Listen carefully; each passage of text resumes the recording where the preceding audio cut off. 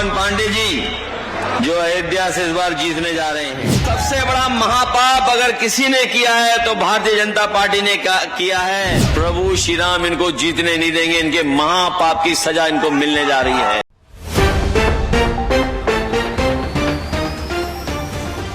दो 2027 के विधानसभा चुनाव का शंखनाद मंच लखनऊ का, लेकिन संदेश सीधे अयोध्या के नाम।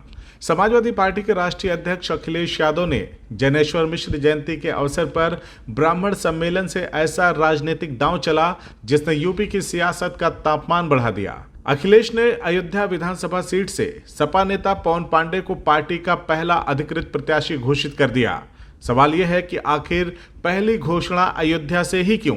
क्या ये राम मंदिर में चढ़ावे की कथित चोरी के मुद्दे पर बीजेपी को घेरने की रणनीति है, या फिर 2024 लोकसभा चुनाव में फैजाबाद सीट से सपा सांसद अवधेश प्रसाद की ऐतिहासिक जीत के बाद अयोध्या में अपनी राजनीतिक बढ़त को और मजबूत करने की तैयारी? लखनऊ स्थित समाजवादी पार्टी कार्यालय में कल आयोजित ब्राह्मण सम्मेलन के दौरान शंखनाद और आरती के बीच अखिलेश यादव ने 2027 विधानसभा चुनाव का चुनावी बिगुल भी फूंक दिया। उन्होंने अयोध्या सदर विधानसभा सीट से पवन पांडे को समाजवादी पार्टी का पहला प्रत्याशी घोषित किया। जिस पवन पांडे पर अखिलेश यादव ने सबसे पहले भरोसा जताया है, वे अयोध्या की राजनीति का बड़ा चेहरा माने जाते हैं। पवन पांडे वर्ष 2012 में फैजाबाद सदर विधानसभा सीट से समाजवादी पार्टी के टिकट पर विधायक चुने गए थे। उन्होंने बीजेपी के वरिष्ठ नेता लल्लू सिंह को हराया था। हालांकि 2017 और 2022 के विधानसभा चुनाव में उन्हें इसी सीट पर हार का सामना करना पड़ा। पवन पांडे समाजवादी पार्टी के प्रमुख क्षेत्रीय नेताओं में पहचाने जाते हैं और अयोध्या में उनका संगठनात्मक आधार मजबूत माना जाता है। राजनीतिक विश्लेषकों की माने तो अयोध्या से पहले प्रत्याशी की घोषणा कोई सामान्य फैसला नहीं है।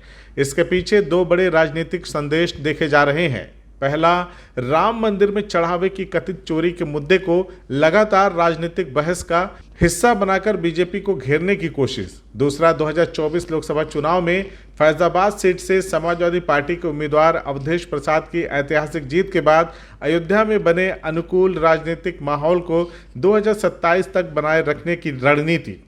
यानी अखिलेश यादव ये संदेश देना चाहते हैं कि समाजवादी पार्टी अयोध्या की लड़ाई को केवल धार्मिक नहीं बल्कि राजनीतिक और जन सरोकारों के मुद्दों से भी जोड़कर लड़ना चाहती है। इसी वजह से चुनाव में अभी लंबा समय बाकी होने के बावजूद सबसे पहले अयोध्या सीट पर उम्मीदवार घोषित कर संगठन को सक्रिय करने का संकेत दिया गया। वहीं अखिलेश यादव ने समाजवादी विचारक जनेश्वर मिश्र की जयंती पर मंच से बोलते हुए कहा कि जनेश्वर मिश्र ने जीवन भर समाज को जोड़ने का काम किया। इसके साथ ही अखिलेश ने आरोप लगाया कि कई जिलों में ब्राह्मण सम्मेलन की अनुमति नहीं दी गई, लेकिन समाजवादी पार्टी का अभियान रुकने वाला नहीं है। अपने संबोधन में अखिलेश यादव ने बीजेपी पर पीडीए को लेकर भ्रम फैलाने का आरोप लगाया। उन्होंने कहा कि उनके लिए पीडीए का मतलब पीड़ित, दलित और वंचित समाज के साथ खड़ा होना है। जितना उत्पीड़न होगा, पीडीए उतना ही मजबूत होगा। उन्होंने प्रदेश सरकार पर अन्याय करने, स्वास्थ्य व्यवस्था को बदहाल करने और शंकराचार्य प्रकरण में सनातन परंपरा का अपमान करने का भी आरोप लगाया। राम मंदिर में चढ़ावे की कथित चोरी के मुद्दे को उठाते हुए अखिलेश ने बीजेपी पर हमला बोला और कहा कि भगवान श्री राम के नाम पर हुई किसी भी तरह की गड़बड़ी महापाप है और इसकी जवाबदेही तय होनी चाहिए। वर्ष 2016, एक सपना, एक संकल्प और विश्वास की एक नई शुरुआत। आज गोमती ग्रामीण निधि लिमिटेड उत्तर प्रदेश में लगातार बढ़ते ब्रांच सेंटर्स, आधुनिक सेवाओं और समर्पित टीम के साथ विश्वास की नई पहचान बन चुकी है। हजारों खुशहाल ग्राहक, शानदार शाखा उद्घाटन और 10 वर्षों के गौरवशाली उत्सव ने हमारी इस यात्रा को और भी यादगार बना दिया है। अब हमारा लक्ष्य है उत्तर प्रदेश में 250 से अधिक ब्रांच सेंटर्स व एटीएम मॉडल, 1 लाख से अधिक रोजगार के अवसर और 1 करोड़ से अधिक खुशहाल ग्राहकों तक अपनी सेवाएं पहुंचाना।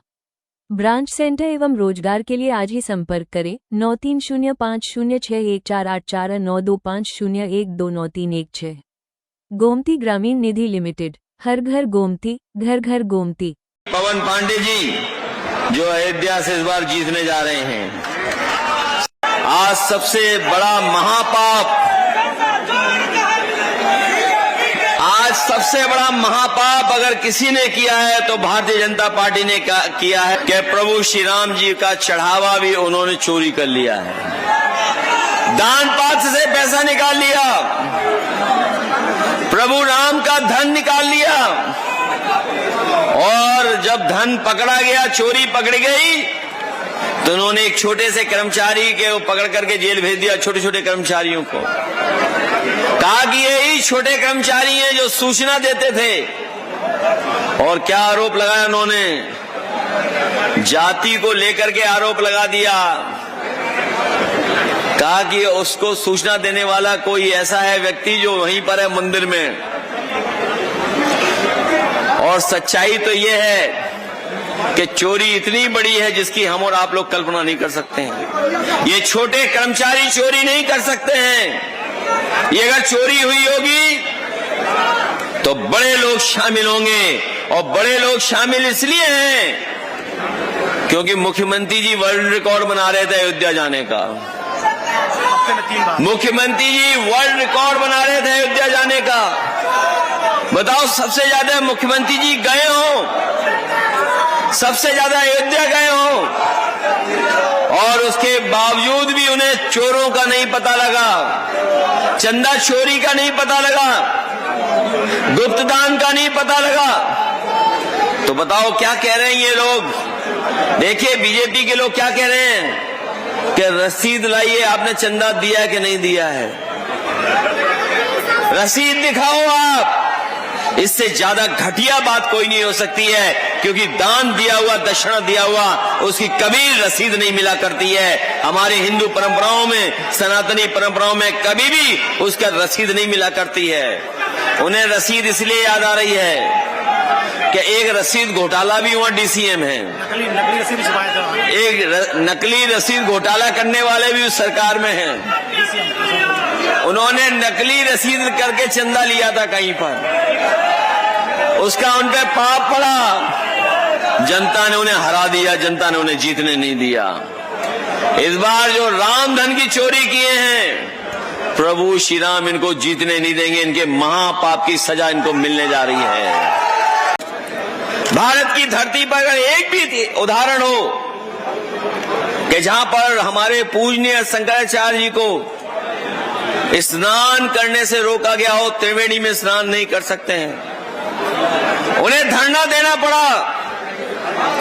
उन्होंने अपनी मांग रखी थी, मांगों को नहीं माना, और